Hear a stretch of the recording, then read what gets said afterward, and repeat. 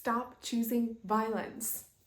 My name is Sarah, and I'm here to help you find more fulfillment and more connection in your relationships. You might be thinking to yourself, I'm not a violent person. I don't punch people. I don't fight. I don't kick people. I don't pull people's hair.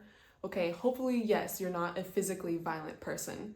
But the fact of the matter is, the majority of us, unknowingly, are really very violent in the way we communicate to each other every single day.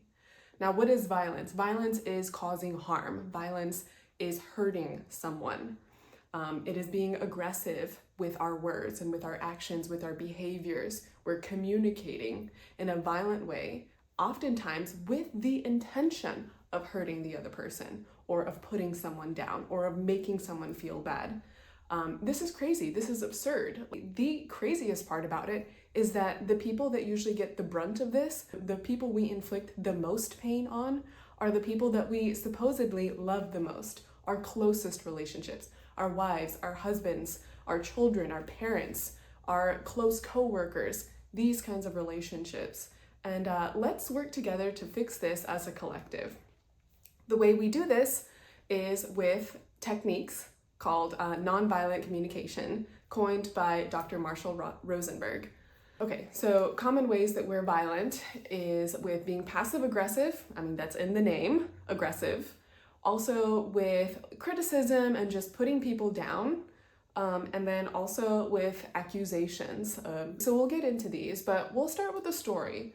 Let's say that you are the wife in a family, you have children, and you get home from a long day of work and you see that the dishes haven't been done. But your husband is there, he is sitting on the couch watching TV or something like that, and you start washing the dishes, but you're frustrated because you're feeling sorry for yourself. You're feeling like it's really unfair that you've been working all day and you get home, it seems like he hasn't done very much in the day because he's just sitting there watching TV, and you start washing the dishes, but you're angry because you feel that it's unfair. So you start washing the dishes really aggressively and you sigh and you go, oh, and then you're putting the dishes away in the cupboard and you slam the cupboards. And so your husband turns to you and he says, you know, so-and-so, let's say her name's Margaret.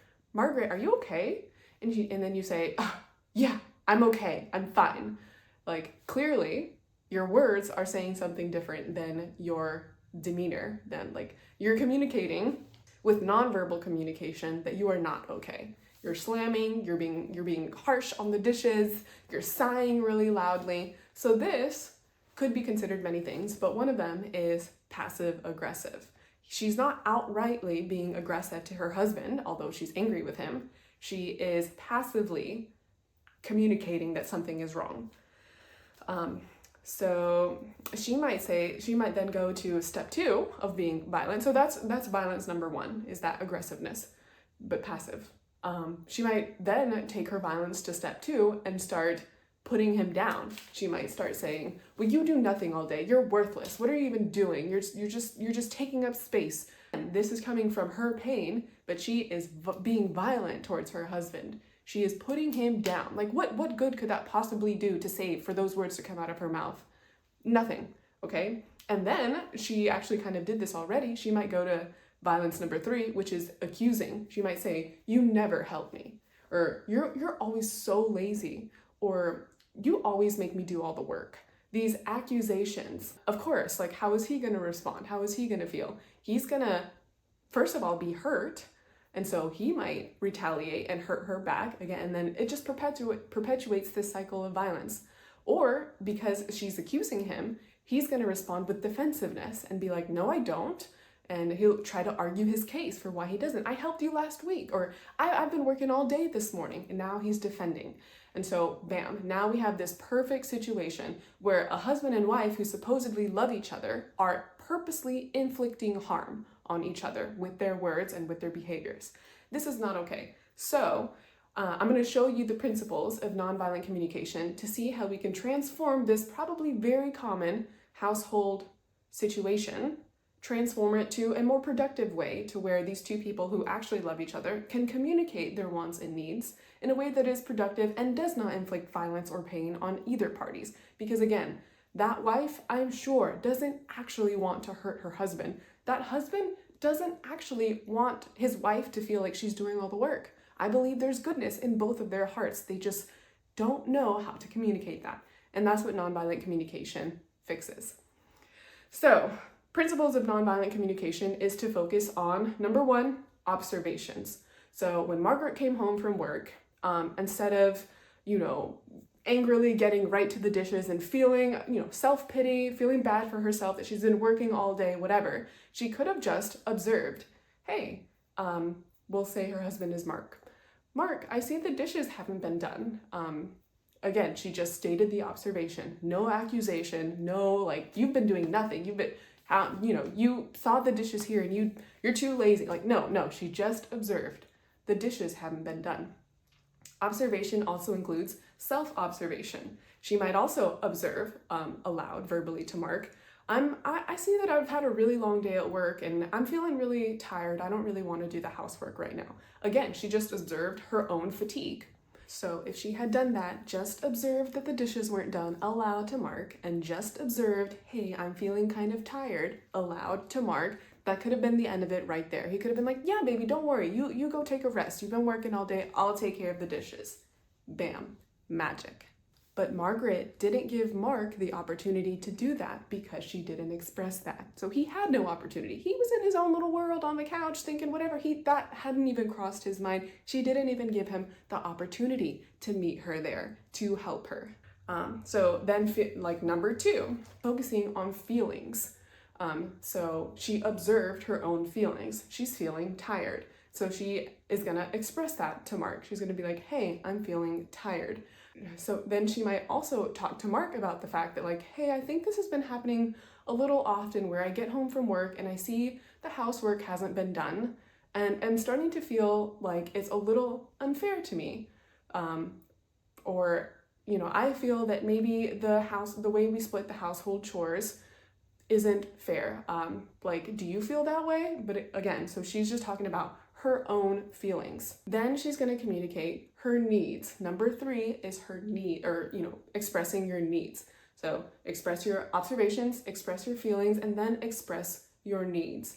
It sounds like she's needing a change in the way the household chores are split up, or she might be needing just rest for that day. You're like, hey, I really just need to rest.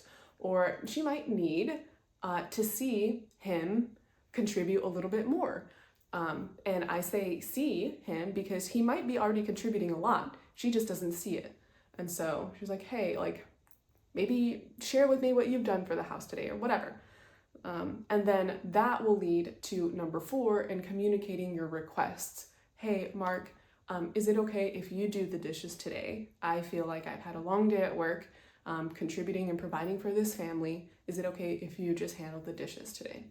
And you see how all of the anger and the frustration and the defensiveness was avoided with her stating her observations, stating her feelings, stating her needs, and then leading to a request.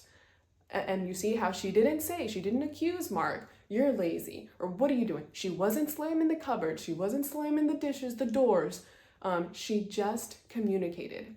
However, there is a big precursor to all this. Basically, you'll only be good at nonviolent communication if you know your own feelings and if you're aware of your own needs. I think that's the problem. That's the kicker with why we don't do this in our everyday life. Simply because we don't stop to check in with ourselves and see, hey, how am I feeling? We just let the anger build.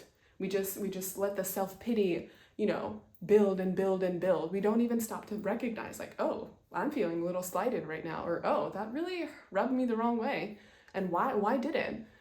So you have to develop that emotional intelligence to know how you're feeling, to know what you need, to then be able to communicate it. So I encourage you to, as we progress with these videos and as the days go on, to begin to check in with yourself and see, how am I really feeling? What do I really need? Or why did that rub me the wrong way? I assure you that this process of self-exploration, beginning to dig deeper into yourself and why things trigger you, or why am I feeling this way? What do I need? What need is not being satisfied? Then it's a beautiful journey of getting to know yourself and your partner, as hopefully as they begin to do the same and express to you You might be like, wow, I had no idea you wanted that. I had no idea you felt that way. And so that's the beautiful thing about this wonderful journey of nonviolent communication. Now, on the flip side, with Margaret, the second case of Margaret doing the proper way of communication, the nonviolent way, the flip side of that is Mark being a good listener. You have to be able, like, if she's going to give that, proper communication, he has to be on the receiving end on how to be a good, empathetic listener. And that's what we'll talk about in our next video. Thank you guys for tuning in. Like this video if you like it, consider subscribing, and I'll see you in the next one.